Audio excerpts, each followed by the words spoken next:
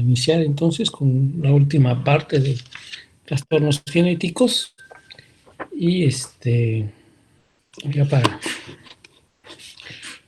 dar paso al siguiente tema.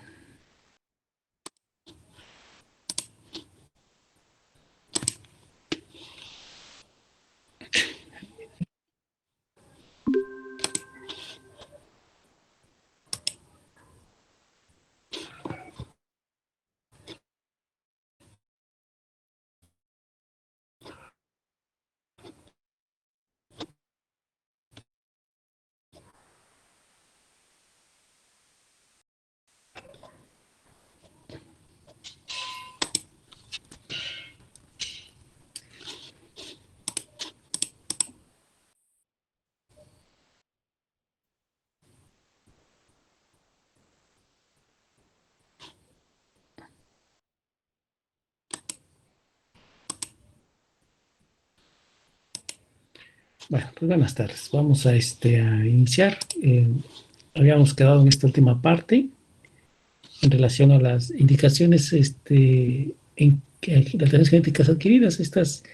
Aquí lo que estamos tratando, viendo es que buscando las alteraciones genéticas podemos hacerlas para algunos tratamientos de cáncer o para el diagnóstico de cáncer.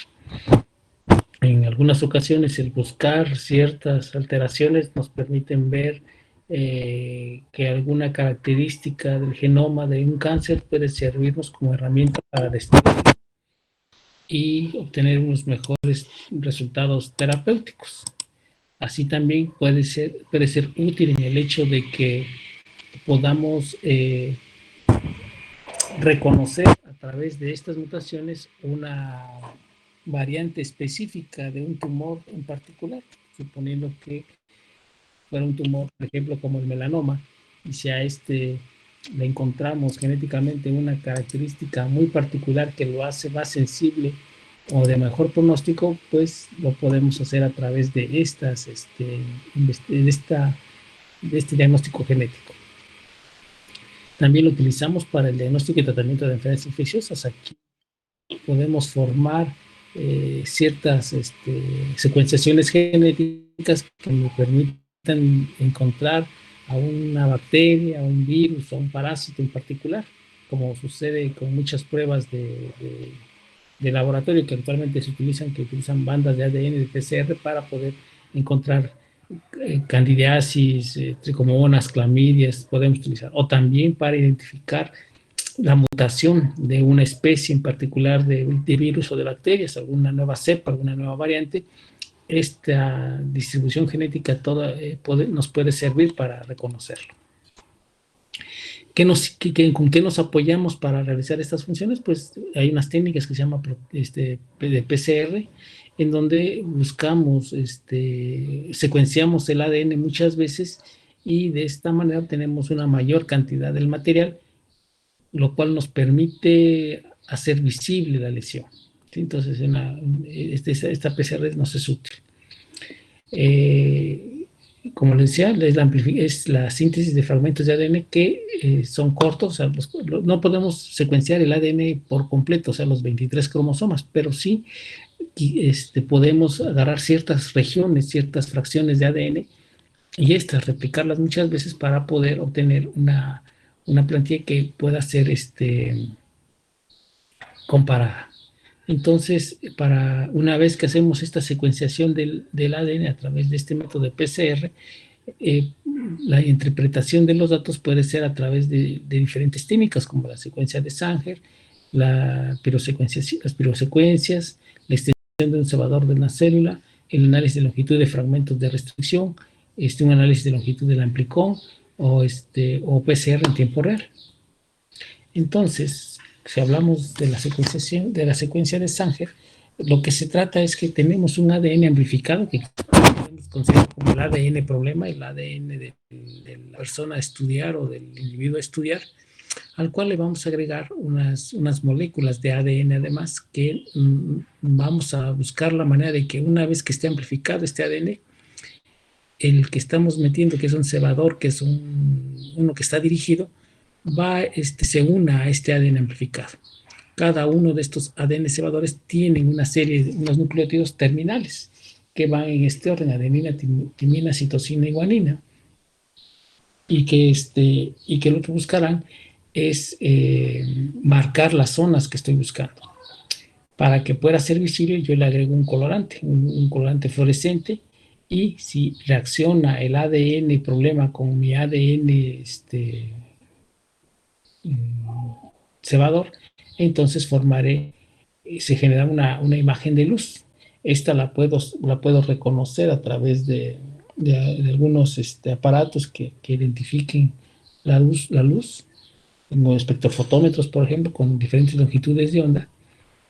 Y la intensidad me dirá qué tan positivo o la cantidad, o la proporción que puede ser en cualidad o en cantidad de cuántas moléculas de ADN reaccionar. El número de moléculas que yo puedo, el tamaño de la molécula que yo puedo analizar no tiene que estar oscilando alrededor de una kilobase. Entonces, así de grandes pueden ser las moléculas de ADN a estudiar. Y de esta manera puedo detectar las mutaciones presentes. La pirosecuenciación, de lo que se trata es lo mismo. Amplifico a través de esta técnica de PCR, amplifico el ADN. Tiene a su vez, cuando se une mi ADN problema con el ADN con el que va a reaccionar, con el que ya tengo prehecho, va a liberar una sustancia que se llama pirofosfato, y esto va a permitir que libere una luz, una intensidad de luz que será medida por un fotodetector o por un espectrofotómetro. Esto nos permite que, por muy pequeña cantidad de ADN que tengamos y que se haya replicado, o que la mutación sea muy pequeña, tengo la capacidad de detectar más o menos el 5% de los alelos mutados en un material a estudiar. Entonces sí tiene ¿cómo se llama? Una sensibilidad bastante alta. Como la mayoría del ADN a estudiar, yo no sé en qué parte está la mutación, ni tampoco sé cuánto de ese material de ADN hay mutación. O sea, una cosa es que yo diga, que yo sepa el lugar donde está, y otra cosa es que estemos hablando de cuánto material mutado hay dentro de la muestra. Entonces, eso no lo sé. Por lo tanto, cuando se hace esta reacción, me permite que, aunque tenga yo cantidades muy pequeñas de ADN mutado, lo pueda identificar. Por eso su capacidad de estar, hasta que en la muestra exista una pequeña cantidad del 5% de material mutado, lo voy a encontrar. ¿Sí? Y esto lo hacemos en las biopsias, sobre todo de tumores. Podemos solicitar tomar una biopsia de un tumor en particular, lo llevamos al laboratorio y allí realizarán un proceso para liberar el ADN, pero el ADN que se libera tanto es normal, porque hay células normales dentro del tumor, como células neoplásticas, como ADN de células neoplásticas. Entonces, al tener esos dos ADN, no sé en qué proporciones está cada uno de ellos, pero ya les digo, si hay por lo menos el 5% de material mutado, lo va a encontrar. Después tenemos lo que se llama una extensión de cebador de una base. Aquí, cuando el cebador es el ADN que ya lo preparé en el laboratorio, que lo voy a enviar a buscar cierta anormalidad en el ADN. Pero lo que le puedo hacer es agregarle, si ya lo fabriqué en laboratorio y tiene una extensión, digamos, de 1000 bases, todavía le puedo agregar otra secuenciación tanto adelante como atrás, que van a ser inactivas, pero que me sirven como para hacer más grande la molécula, ¿sí? Para que la pueda yo ver. Para eso también aquí sí le agrego colorantes fluorescentes, y para que en caso de que reaccionen se pueda mostrar la inmunofluorescencia. ¿Sabe? Y detecta hasta el 1 al 2% de los mutados que se encuentren en el material. O sea, si hay menos cantidad, todavía lo puedo encontrar así. Entonces, es todavía más sensible la extensión del cebador de una base. Otra prueba que se hace es el análisis de la longitud del fragmento de restricción. Aquí es de restricción, ¿eh? No de longitud, es de restricción.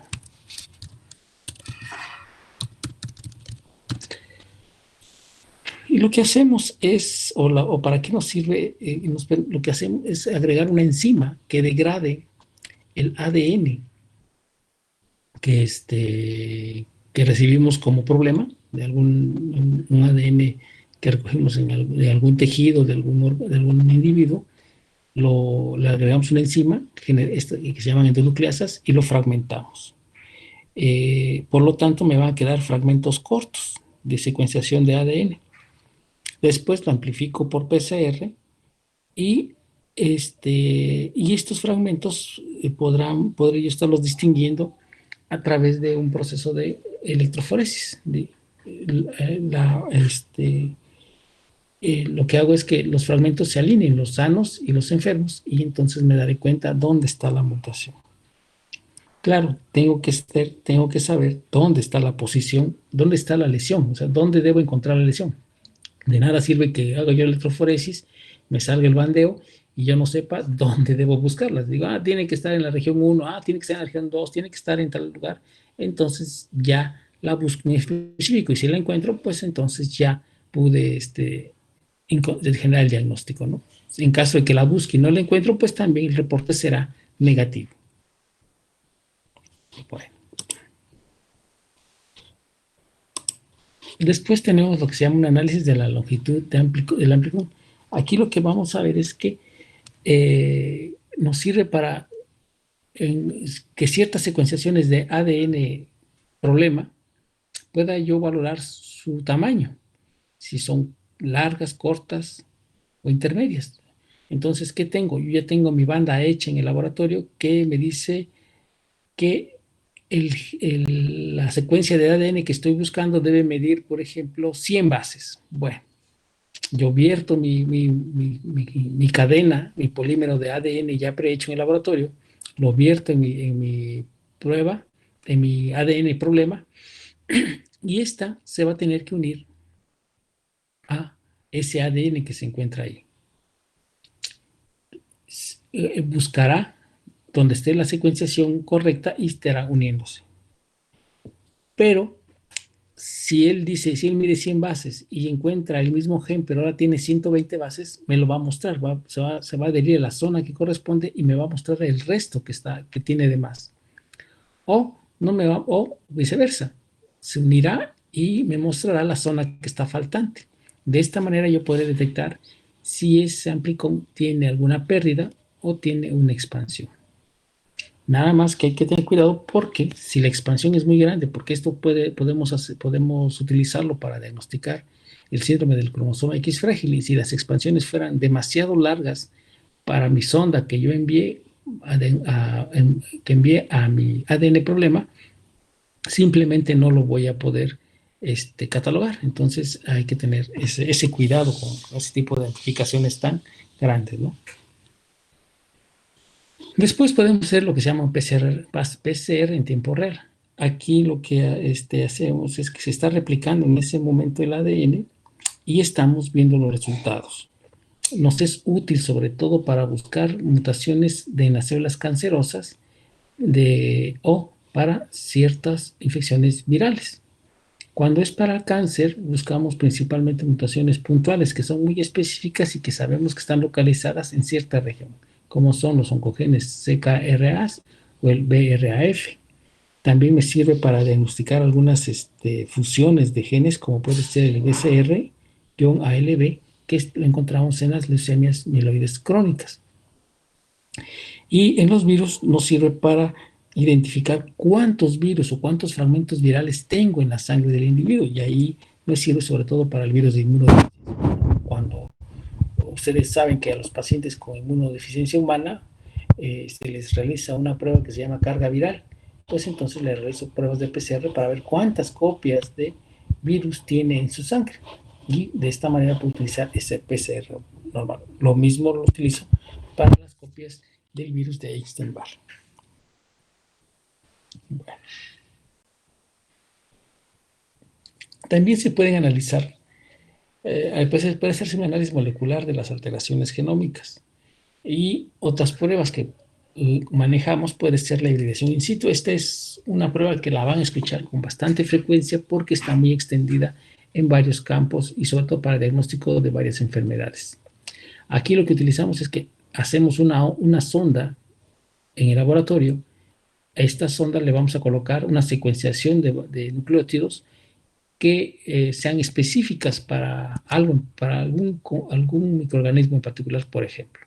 Quiero diagnosticar Chlamydia trachomatis. Como es muy difícil cultivarla, como es muy difícil verla en estudios de laboratorio, entonces lo que hago es una secuenciación del ADN de esta clamidia, no todo su ADN de la clamidia, sino solamente una parte que sea específica de la clamidia, y esta sonda la abierto en el material que voy a estudiar, ya sea una secreción, ya sean células, un raspado uretral, una citología cervicovaginal, y entonces buscamos que esta sonda de ADN se una al ADN del microorganismo si es que se encuentra.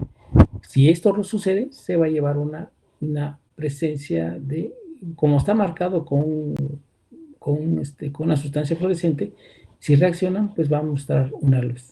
Lo hacemos principalmente en extendidos, donde las células se encuentran en metafase o en un periodo de interfase.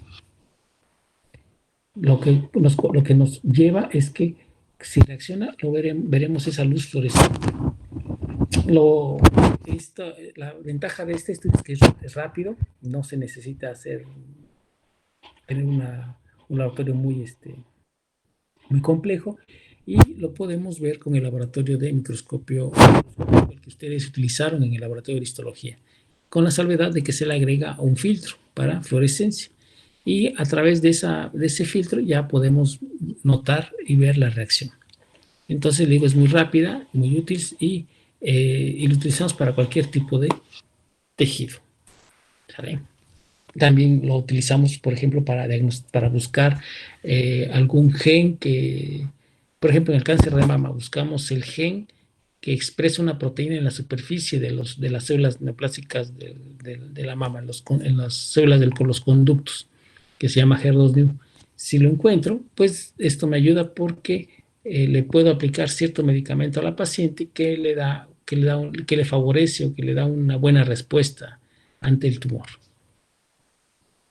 También lo utilizamos para buscar alguna alteración numérica en los cromosomas, para buscar pequeñas pérdidas de material genético como unas microdeleciones, o el intercambio de material genético entre uno y otro cromosoma, que serían las translocaciones. ¿Cómo lo hacemos? A través de la amplificación del ADN problema. Otra prueba de FISH que se hace es aquella que utilizamos varios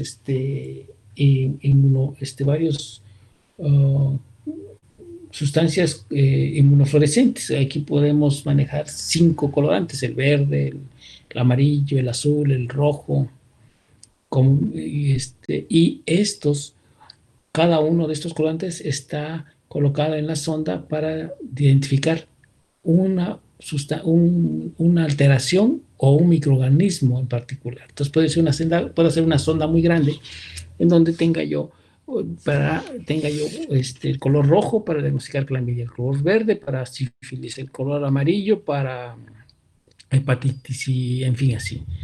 Y lo vierto en mi material nuclear que voy a estudiar, y entonces si tiene todos los ¿cómo se llama? Todos los virus o las bacterias, pues todos se van a pintar del color que corresponda. Entonces, visualmente es muy atractiva esta técnica. Otra prueba de estas es la amplificación de sondas dependientes de ligandos múltiples.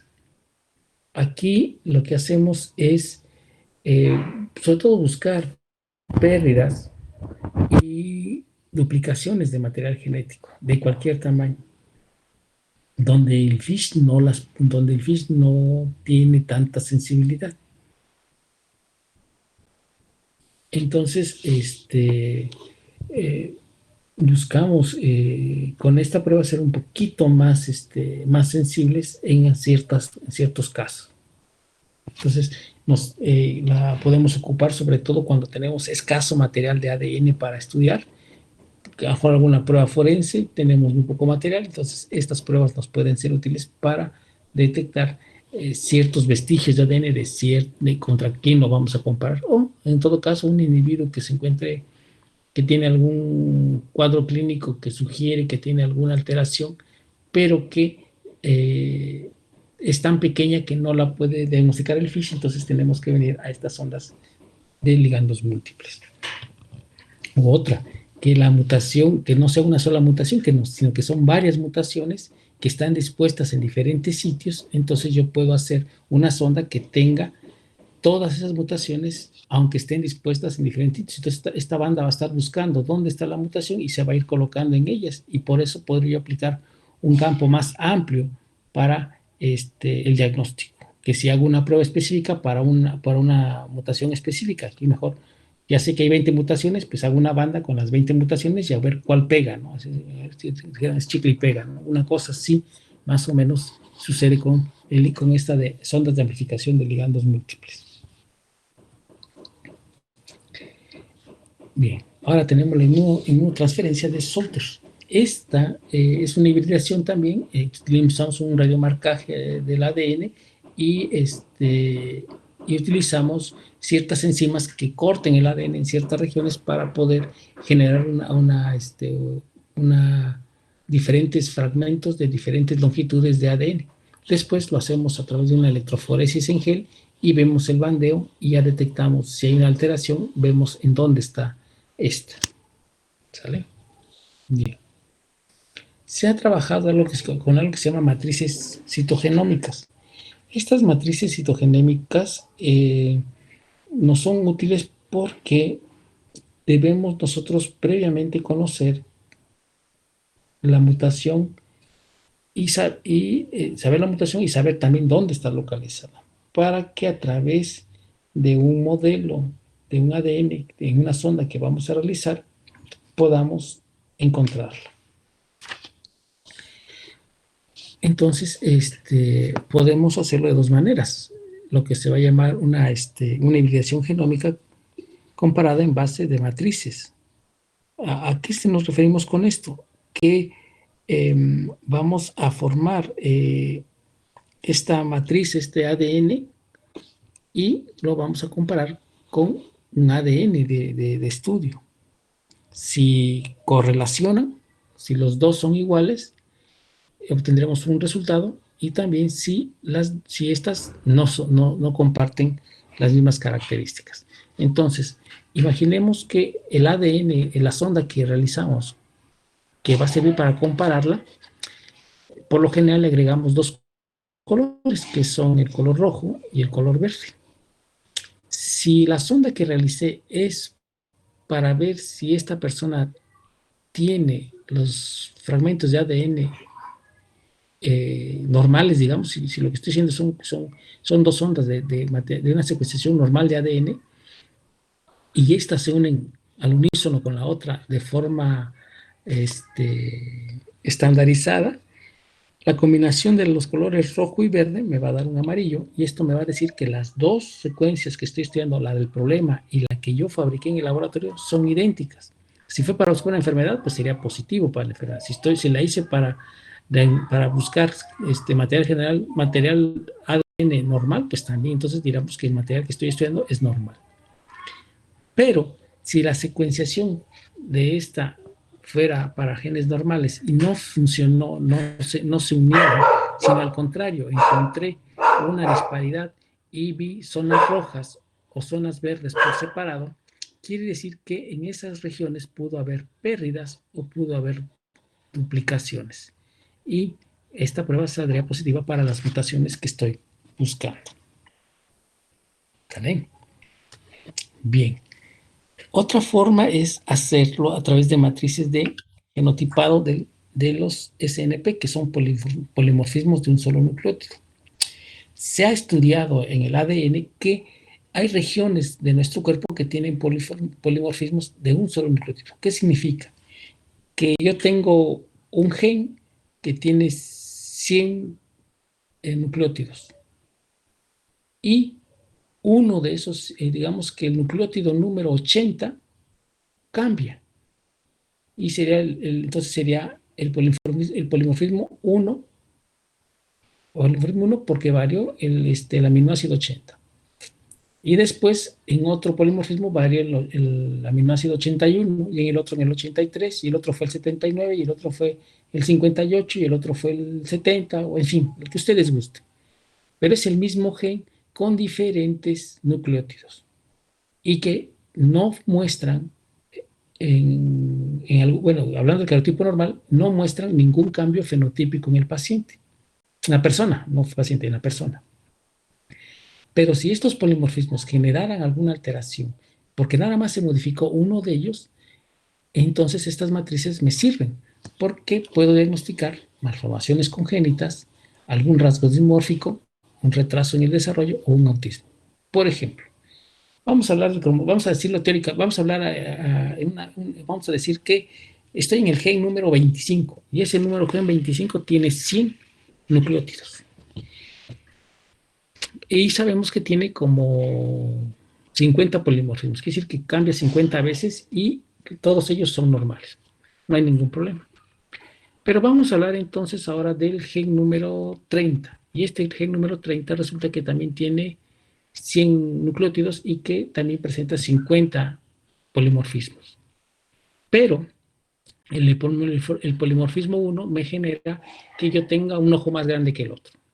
El polimorfismo 2 a lo mejor me dice que tengo el labio paladar hendido. Y el polimorfismo 3 me dice que tengo, ¿qué les gusta? Ausencia de tabique nasal. ¿Sale? Entonces, si yo tengo esta matriz y puedo secuenciarla, cuando se lo agregue al ADN en problema, las podré diagnosticar cada una de ellas a través de esos polimorfismos. ¿Sale? Bien. Bueno, aquí lo dice, ¿no? La mutación la conozco, tengo el gen, lo secuencio y lo pierdo en el material genético que tengo, que voy a estudiar, y si sale positivo, pues ya voy con el diagnóstico. ¿Sale? Bueno. Ahora, se ha visto que hay polimorfismo. Ahora, esta misma prueba nos es útil sobre todo cuando queremos, permítame, perdón. Entonces, los marcadores de polimorfismo, no, está bien, voy bien. Bueno. Bueno, estos polimorfismos, como les decía, pueden ser polimorfismos, ¿cómo les dije? Es que se me olvida su nombre, polimorfismos de un solo nucleótido. Pero también podemos encontrar situaciones en donde existen polimorfismos que varía su longitud, o sea, que pueden incrementarse el número de bases y que pueden ser una o dos o tres, por lo tanto son mini satélites o microsatélites. Y estas nos pueden determinar, estas las podemos seguir, o sea, puedo seguir en cuántos familiares de Juanita se repiten estos polimorfismos repetidos o estos polimorfismos de un solo nucleótido. Y entonces puedo generar árboles genealógicos. Me es útil sobre todo para ver si el cáncer que se ha presentado en 3 generaciones en la familia de Juanita tiene ¿cómo se llama? Una herencia familiar, o simplemente son expresiones al azar.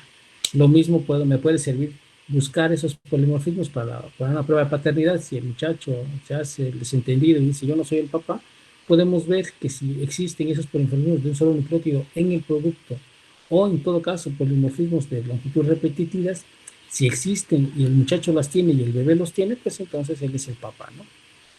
O en estudios forenses, sobre todo para buscar si hay material de ADN en un asesinato, en alguna acción judicial, y que el ADN puede servirnos para identificar al culpable, pues también se realizan esos. Pero como estos polimorfismos de un solo nucleótido y estos de longitud repetida se expresan de forma constante en las siguientes generaciones, o sea, mi padre me las hereda y yo se las heredo a mis hijos y así nos vamos, entonces podemos hacer árboles genealógicos y una secuenciación de estos polimorfismos.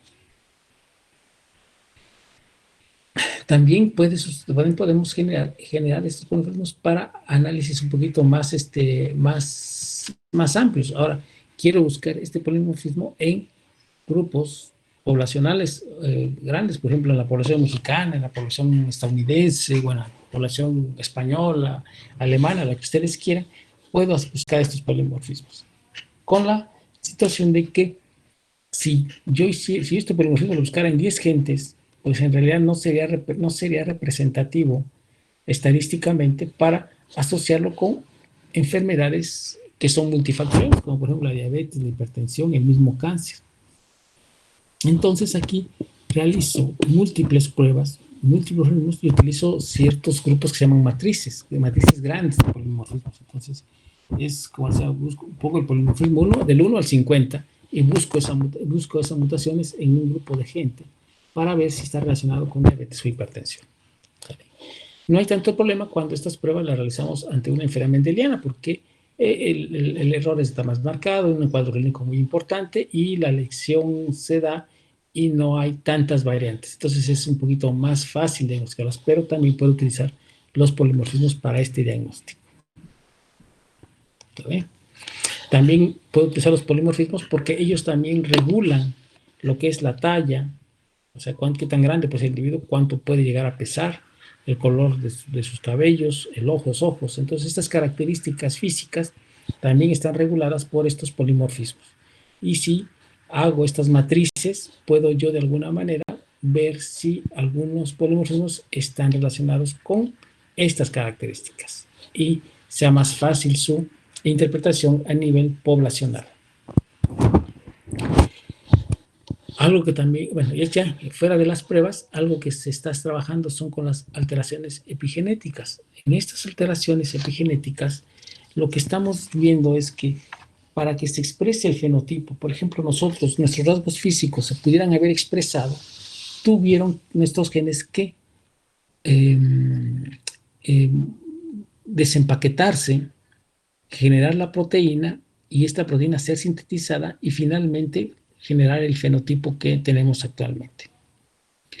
Bien, pero ¿qué sucede con ese material genético que nunca se leyó, que se quedó empaquetado? Así como lo heredamos de nuestros padres, así llegó a nosotros y así se mantuvo. Y que por lo tanto no se expresa en el fenotipo. Entonces, se han dado cuenta que los procesos de metilación del ADN y el proceso de metilación junto con la acetilación en las proteínas histonas del ADN, recuerden que las histonas son proteínas que nos sirven para empaquetar y guardar nuestro ADN. Entonces, si se llevan a cabo este proceso, estos dos procesos, lo que pasa es que no se puede desempaquetar mi material nuclear. Entonces, quienes se metilan o acetilan, simplemente se queda cerrado ese ADN y nunca se expresa. Vamos a poner un ejemplo burdo. Suponiendo que nuestro padre es de color de ojos verdes y nuestra madre es de color de ojos azules. Pues a lo mejor el fenotipo resulta que el niño termina siendo de ojos azules. Entonces quiere decir que los genes del padre sufrieron metilación o acetilación y no permitieron que se expresara su material genético de ojos azules. Y en cambio, el ADN de la madre sí se desenvolvió y es el que predominó y formó los ojos de color verde. ¿Sale? Entonces, esto sucede cuando se está llevando a cabo el proceso de formación del cigoto, del embrión y del fetal. Pero también se ha visto que lo encontramos, o que es un proceso muy importante esto de la acetilación y la metilación en patologías como la inactivación del cromosoma X, como las improntas genómicas y las alteraciones celulares. Entonces, quizás al nacimiento se metiló demasiado el gen del cromosoma X, el FMR1, y por lo tanto generamos la mutación.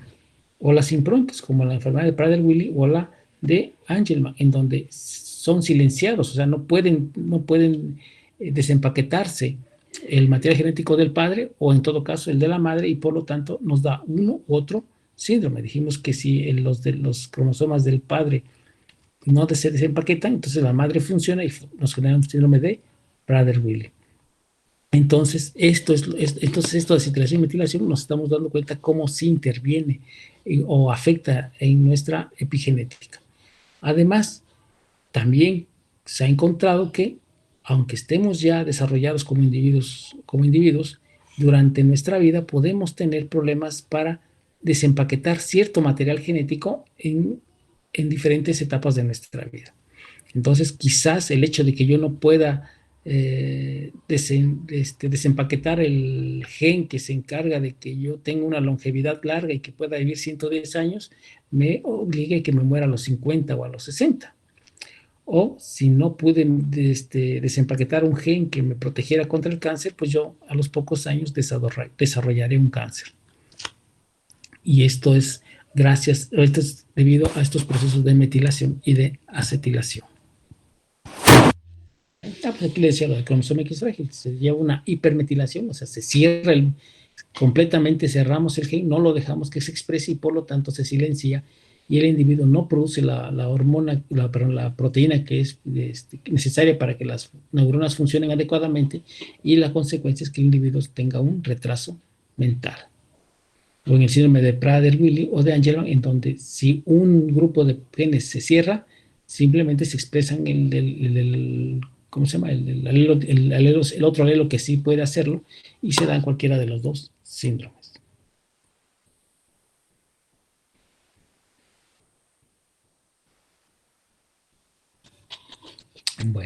Bueno, aquí hay formas en que se puede generar que el ADN quede metilado por sustancias químicas. Entonces, podemos también tener en el sentido de que si nosotros no cuidamos nuestra alimentación, podemos generar mecanismos en el interior que favorezcan la metilación de nuestro material genético. Actualmente se están realizando análisis del ARN, nada más que no se había hecho de forma extensiva porque es muy inestable. Ustedes recuerdan que cuando nosotros vamos a sintetizar una proteína, pues se necesita una copia, obtener la copia del ADN, y esa copia se va a llamar ARN. Pero aunque copiamos el gen completo del ADN, la copia que es el ARN se va a presentar modificaciones en el transcurso del proceso. Para formar la proteína se le van quitando pequeños fragmentos a este ARN que va a ser mensajero, hasta que lo dejamos con la secuenciación que va a formar la proteína. Entonces, esta variabilidad entre el ARN copiado mensajero y el que termina siendo el funcional es donde generamos, por eso es que no se maneja de una forma extensiva. Pero hay situaciones en las que es mucho más útil utilizar el ARN que el ADN. Y en ese caso sería, por ejemplo, para enfermedades como es para el estudio del virus de inmunodeficiencia y para el virus de la hepatitis C. También se ha visto que algunos tumores tienen una expresión mucho más marcada del ARN mensajero, que sirven como perfiles para poder identificar algunos tumores o neoplasias.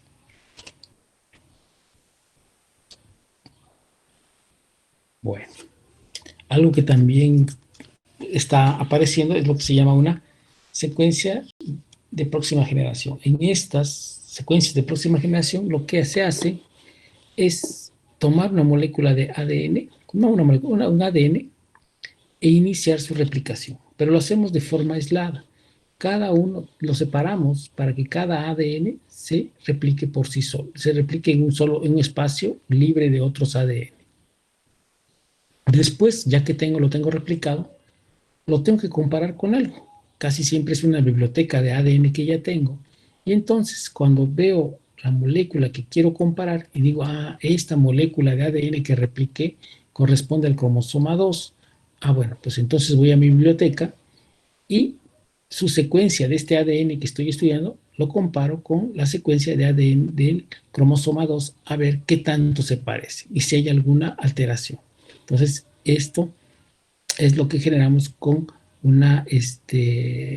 y esa comparación que hacemos nos sirve para detectar alguna enfermedad y para precisar dónde está la lesión. ¿Sale? Nada más que esta secuenciación de ADN son por lo general estructuras cortas, menos de 500 pares de bases, y por lo tanto no es posible secuenciar de una sola instancia todo el ADN de un individuo.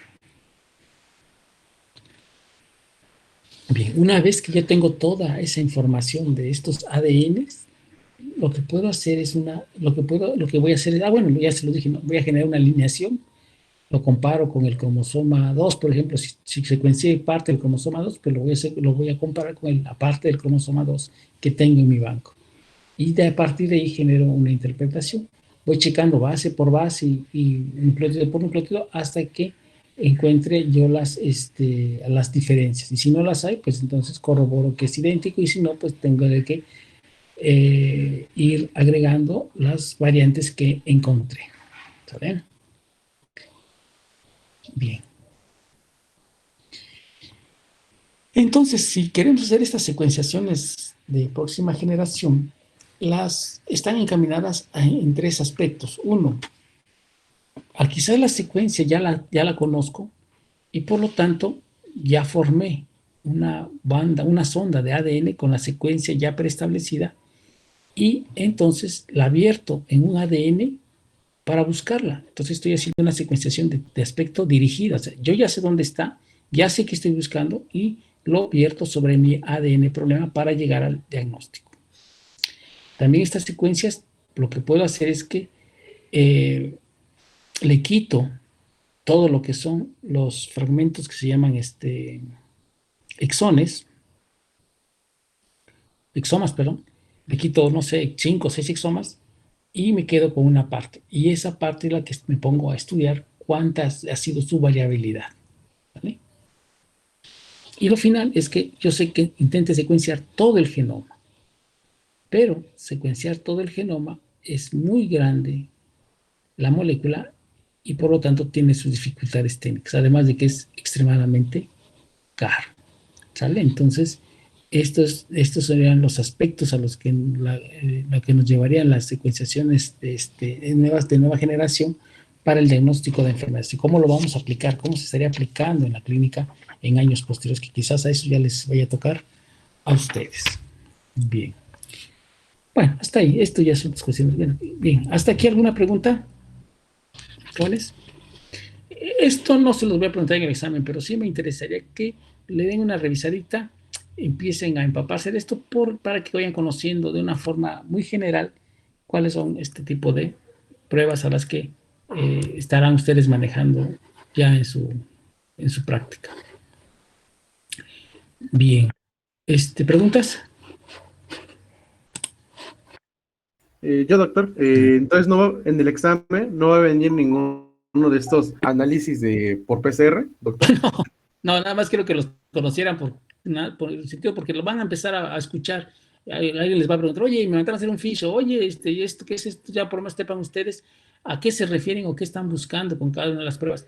Me parece que lo importante aquí es eso, nada más que se queden con la noción de qué se tratan estas pruebas, y bueno, y quizás ya depende del campo al que se dediquen después, tendrán que sabérselas o simplemente nada más tener un conocimiento general de ellas, ¿no?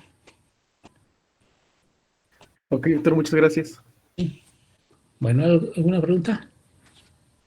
¿No? Bueno, vayan planteándose ya también cuando hacemos el examen, tendrían que ser los temas de trastornos hemorrágicos y genéticos, ¿no?